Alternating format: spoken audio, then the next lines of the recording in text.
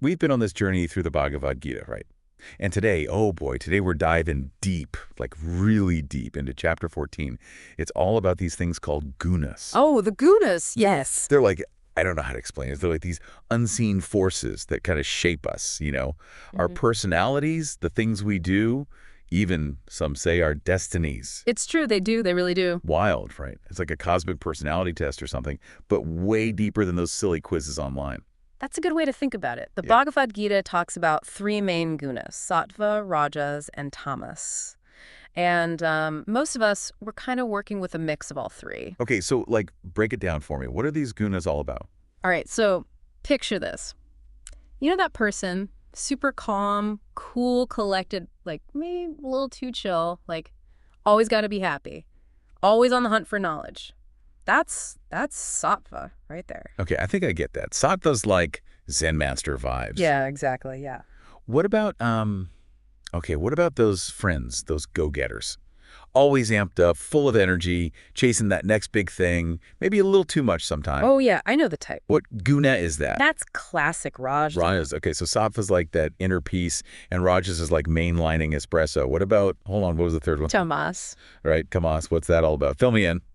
So Tamas, this one gets a bad rap, you know. People think it's all doom and gloom, lazy, delusional, but it's got its place, like everything else. Okay, so it's not all bad. Like, what? Give me an example. Think about that feeling when you're just totally comfortable, maybe a little too comfortable, just chilling. That can be Tamas, right? Or someone who's like the most forgiving person you know, maybe a bit too forgiving. That can also be Tamas. It's inertia, for sure, but it's got different flavors, you know? Interesting. So it's like, not that we are one goon or the other. It's more like they're all doing their thing inside us all the time. Exactly. We've all got a bit of each. It's just that sometimes one takes center stage, right? Like actors in a play. Okay, I like that, the play analogy. Yeah. So then how do we see these gunas playing out in real life? Like if I'm, I don't know, arguing with my partner or something, how do I know which guna's running the show in that moment? Well, think about it. You ever just like react to something without thinking? Like you buy something you don't need, or you snap at someone and you instantly regret it? Ugh. Yeah, I do that. That's probably Rajas right there, calling the shots. Okay, so that's rajas. What about, hold on. Okay, what if I'm the opposite? Like I overthink every little thing, every decision, and then I still don't do anything. Is that tamas holding me back? Could be. Yeah, totally. It can show up as procrastination, that feeling of being stuck. On the other hand, let's say you come at that same decision, but you're calm, you're clear, you think it through, but then you actually take action.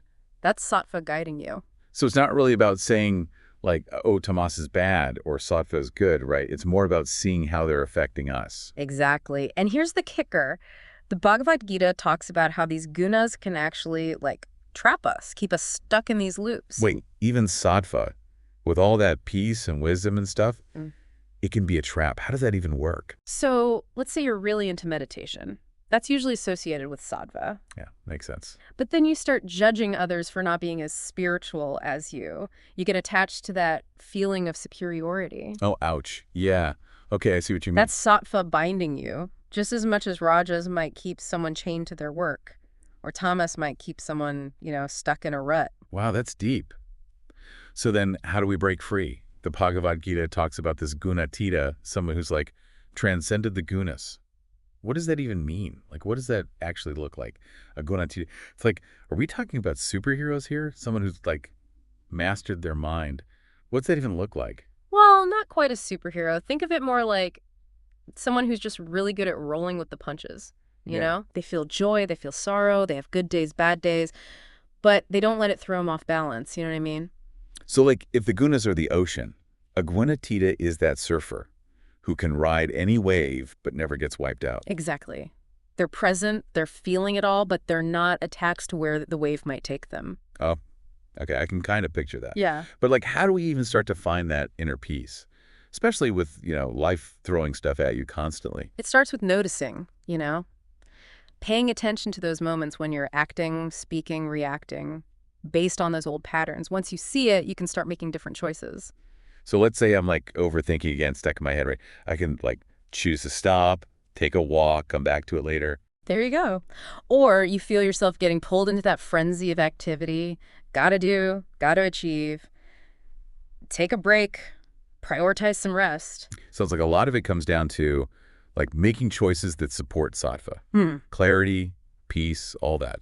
Absolutely. It's not about eliminating rajas or tamas. They're part of the mix. It's about working with them, finding that balance. This is all great, but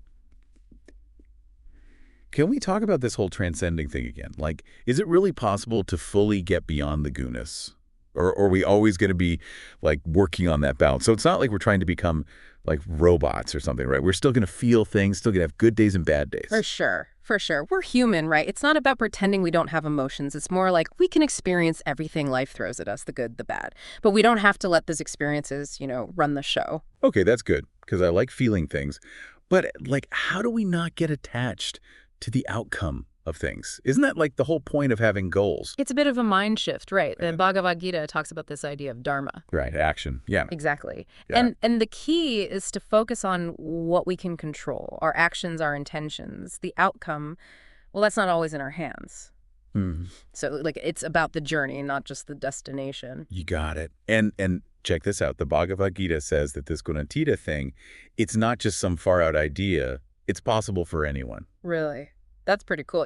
Thinking about all this guna stuff, it makes me wonder, like, do they affect more than just us as individuals? Now you're getting it. It's like, remember how we talked about the gunas being like ingredients in a recipe? Yeah, I remember. Well, those ingredients, they can make all sorts of different dishes, right? Right, yeah. Same with the gunas. They influence everything, our relationships, the work we do, even the spaces we create. Whoa. So, like, if I'm feeling super stressed, maybe it's not just me. Maybe it's the energy of, like, my job or even my apartment. Exactly. Or think about a place that just feels peaceful, calming. Oh, yeah, like a garden. Yeah, exactly. Yeah. That could be the sattva vibes, right? Yeah. Once you start to recognize the gunas in your environment, it can really change how you interact with the world around you.